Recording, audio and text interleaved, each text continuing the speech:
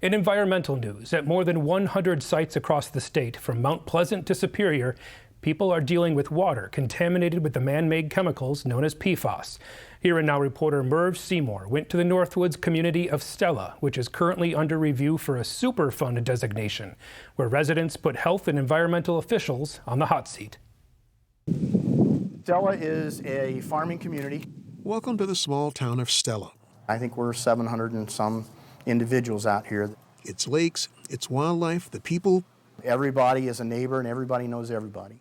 They're some of the reasons people move here. It's a very caring community. And it's part of why locals never leave. When somebody needs something out here, everybody shows up.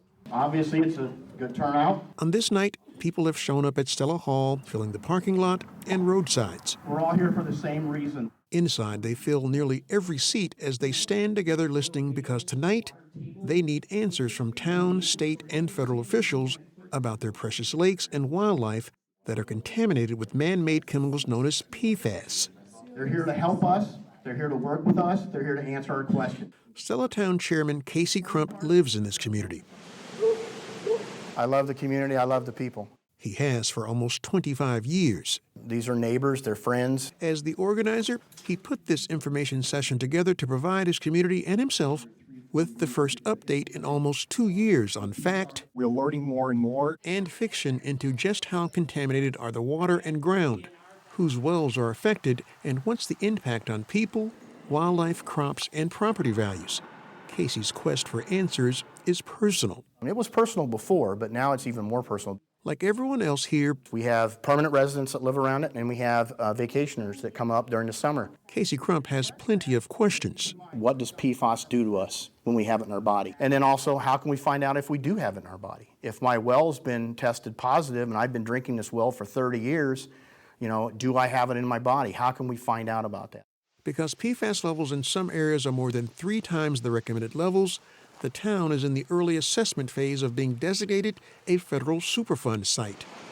Superfund status would mean federal funds and an expedited cleanup process. Behind Town Hall sits one of many EPA and DNR groundwater testing sites. Water samples taken from various wells like this are part of the lengthy assessment process, which could take decades. For now, the DNR tells people within 5 miles of Stella to limit their consumption of deer meat to 1 meal per month.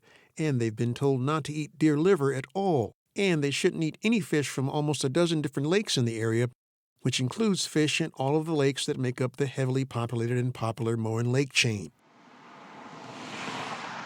Nearby Snowden Lake is on the list too.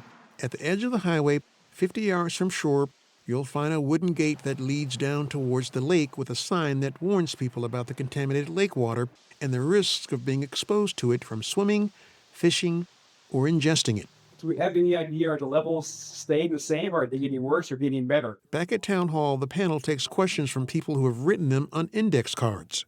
The rumor is that there was some illegal dumping that caused this. Is that true or not true? From the third row, retired nurse Jean Peterson, who lives on the first lake portion of the Moen Lake chain, pushes for the answers she needs. I just believe knowledge is power.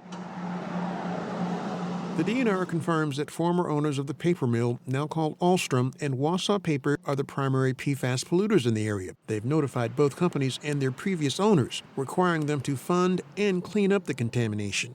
In an email statement, an Alstrom spokesperson tells me they've received the notification and they're carefully reviewing it with the recent site inspection report.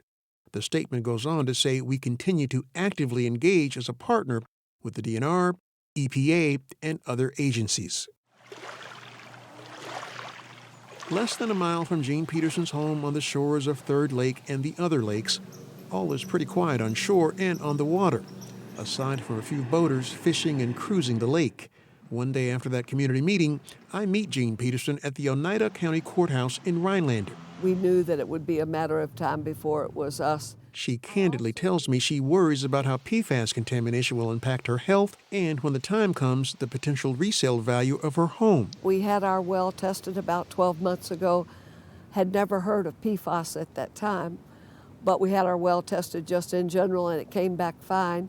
And we drink bottled water. According to the DNR, lengthy exposure to certain types of PFAS can lead to an increased risk of cancer, developmental delays, thyroid and heart issues, infertility, and low birth weights in infants. Residents are encouraged to use bottled water or treat water that they consume. First, visit dnr.wi.gov and search PFAS. The DNR has created an interactive website where people can search and learn if they're in one of the PFAS-contaminated zones in Wisconsin. Pan around the map to learn about PFAS in your area, or search an address in the box above.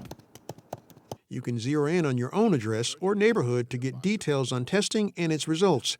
Gene Peterson and others learned there are thousands of types of man-made PFAS in things like non-stick cookware, plastic wrappings, microwave popcorn bags, waterproof clothing, and foam commonly used in airport fire trucks. I have a spring on my land. What do I need to do to get it tested? At that community town hall, at times, each answer leads to more questions. They spread this stuff on my fields for years and years and years. I lived on that field. I grow vegetables in my garden, which turned out really good this year.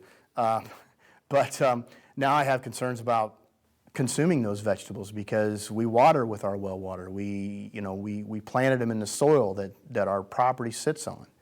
And in addition to that, I lease out my land, and so corn is grown on that land. I think that corn goes to feed cattle and livestock. Are the cattle and livestock now consuming that corn? What is the plan for when the $125 million that has been sitting there, year one, year two, unspent? In Madison, state lawmakers have set aside $125 million to help pay for cleaning up PFAS-contaminated sites across the state, a drop in the bucket of what will be needed. We need to get the perfect wording for that so it includes all the landowners that actually are innocent. For now, the funds are on hold as lawmakers hash out language in the bill that protects the environment and protects farmers, families, and business owners from liability and the anticipated astronomical costs of cleanup. Wisconsin has done an excellent job under the spills law for decades, but it does need funding. Community groups representing municipalities and environmental groups from all over the state came here to weigh in on the conversation. You don't have to treat the water to do your laundry, to do your dishes, to flush your toilet, but you should be treating the water that you're using for food preparation and for drinking water. In a case-by-case situation, the state is footing the bill to test and re-drill some private wells. People are already drinking bottled water and some are paying for the testing of their own wells, something Casey Crump believes his small community might have to do if they want the water quality here to get better before it gets worse. We're willing to step up and we're willing to do what we need to do, but we still want answers. Reporting from Stella for Here Now, I'm Murph Seymour.